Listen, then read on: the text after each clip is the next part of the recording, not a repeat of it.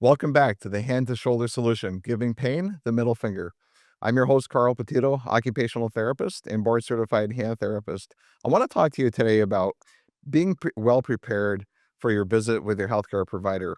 There's a few points that I would like to go over with you because it's very important that you get as much as you possibly can out of your visit.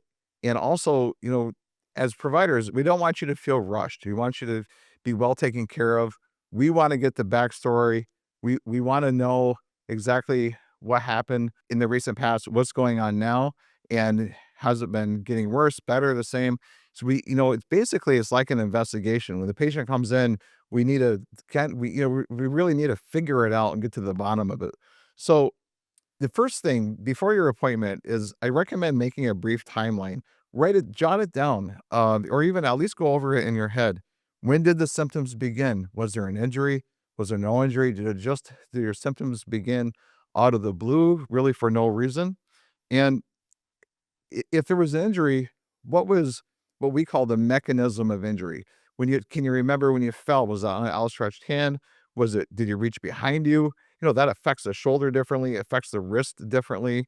We start going down a path mentally when the patient is telling their story, and that's what it is. It's the story. We really need to know the details to best serve you. And then also since your symptoms have begun, have your symptoms getting worse? Have they been getting better?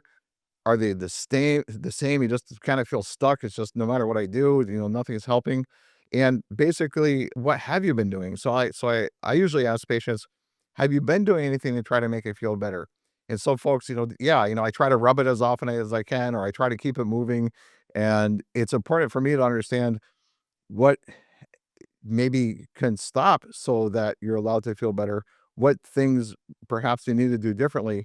So again, that whole timeline of, what have you been doing to try to make it feel better, and where have you been seen in the past?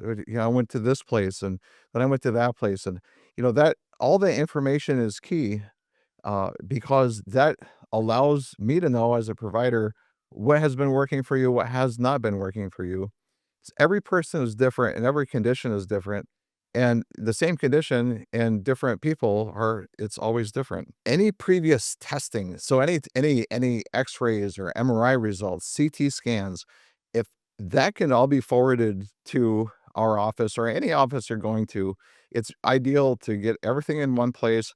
Anywhere you have a test, ask them to send you the test results. Just keep a binder at home, keep an electronic file on your computer at home, and then work with the office you're going to have that information sent, so it's all a nice neat package all in one place. Again, that's so important for continuity of care, and we don't want to repeat tests if it's not necessary. Talk to the office where you're going to be seen. Make sure they have everything and see what else that they might need so you can contact any previous places and have it sent over. A lot of offices, including our office, will perhaps have you sign a release of information and then get those test results, et cetera, for you and have that imported into the office before you show up. And speaking of showing up, arrive early, at least 10 or 15 minutes early. There's a lot of stuff that goes on behind the scenes.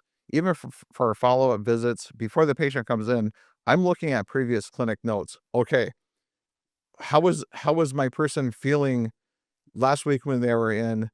Oh, they were improved. This helped. That didn't help.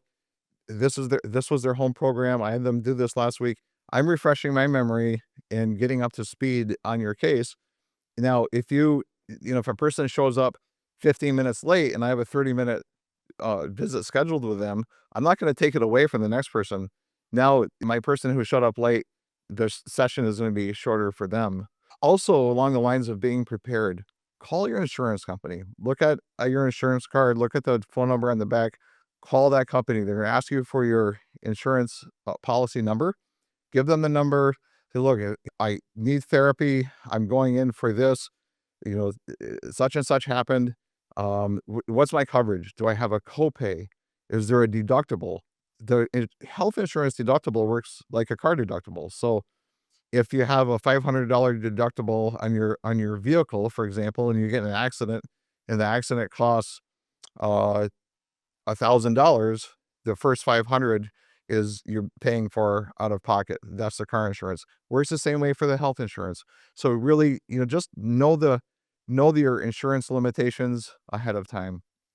And really, those are really the main points for being prepared for your visit with your healthcare provider. Thanks a lot for watching. I really appreciate you liking and subscribing to the video. Always seek out professional information for any condition that you're dealing with. Thank you.